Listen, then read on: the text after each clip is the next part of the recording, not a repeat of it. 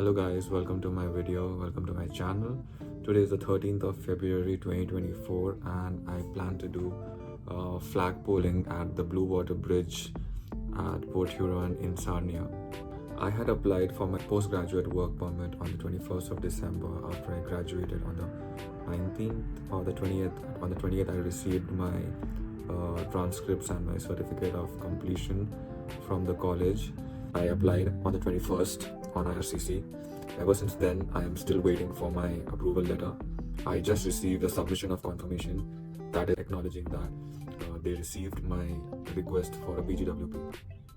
But the problem is that all my friends, all my batchmates, or whoever other than my batchmates I have spoken to or I have asked about the postgraduate work permit who applied before or after me, they got their approval within 3 to 5 days. It was the approval was so fast, it felt like it was an automated response from IRCC's end. Due to that, I was getting anxious and I was getting really worried about if I did something wrong with my application on IRCC's portal or my PDF file that we have to upload. So I tried to contact IRCC on multiple occasions and the response was not good enough. Now what happened on the 8th of February, I received invite from the Ontario International Nominee Program. I had applied for this Ontario ONIP and on ONIP program under the employment job offer on the 16th of January because I already had employment, and I applied for this particular program on the portal. I got the invitation from this particular stream. Now what happens is I get only 14 days to upload all my documents on the Ontario Eve portal. So I thought it will be a good option to try going for flagpoling if I could get my work permit as soon as possible. But it is not so. Guys, I live in the Kitchener-Waterloo area and the distance from here to Sarnia is about 200 kilometers, maybe a little more. So I had planned to go to Sarnia with a friend and use his car in the flagpoling process. But later on I came to know that the officers might ask me for the ownership of the car and the license or the insurance of the car. So it was not on my name. So the next thing was I planned to get a rental car and do the flagpoling process in that. So I did that. Now once I was on the bridge, I had to pay a toll of $6, which was pretty much straightforward. You just go to the toll booth and you tap your phone, or you can pay cash, I think loonies or toonies, $6 as you go towards US.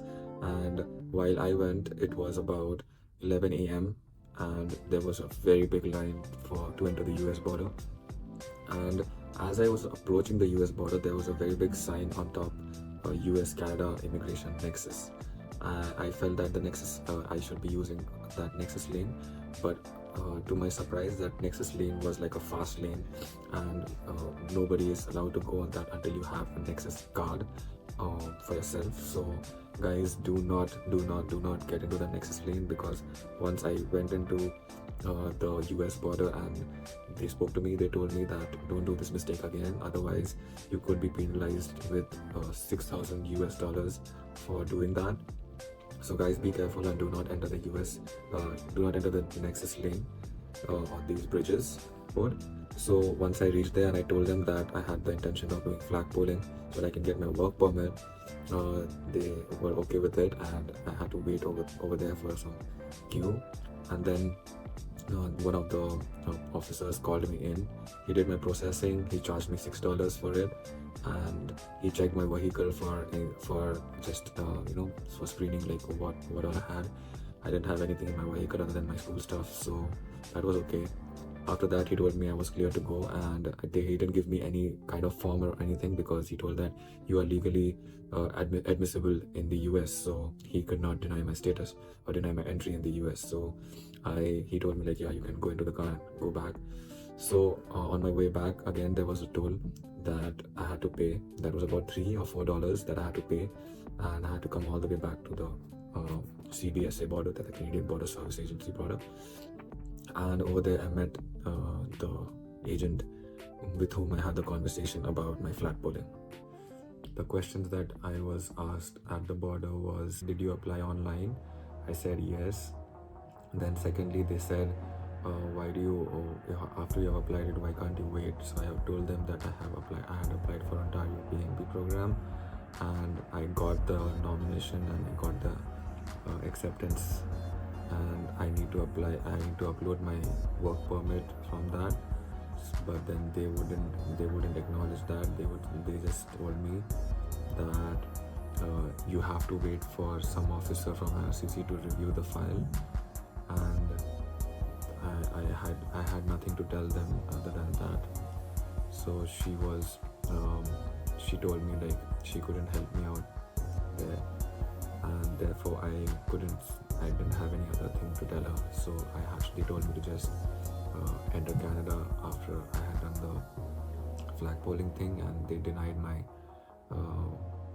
my request at the border.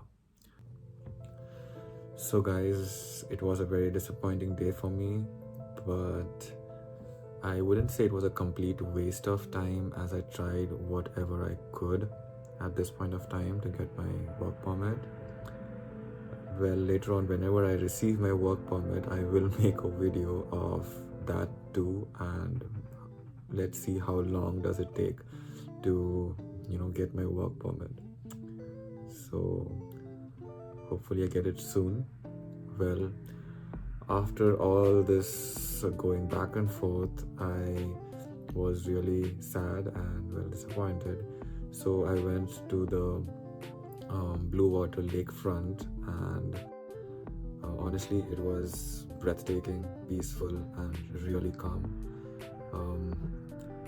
I really loved the scenery. I think that is one of the reasons I can just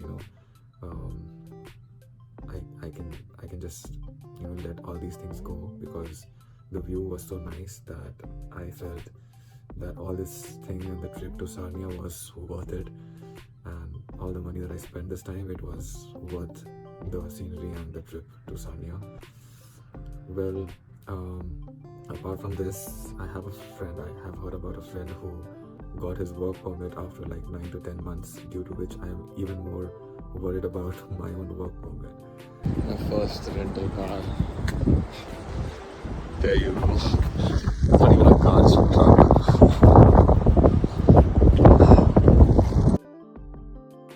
Guys, I hope sharing my experience is beneficial for you all, and if you all find this video helpful, please like, subscribe, and leave your comments in the comment box. And if you all have any questions, please leave your questions as well. If I have any information about it, I will try to reply and help you all in the comment box below. See you guys. Thank you. Bye.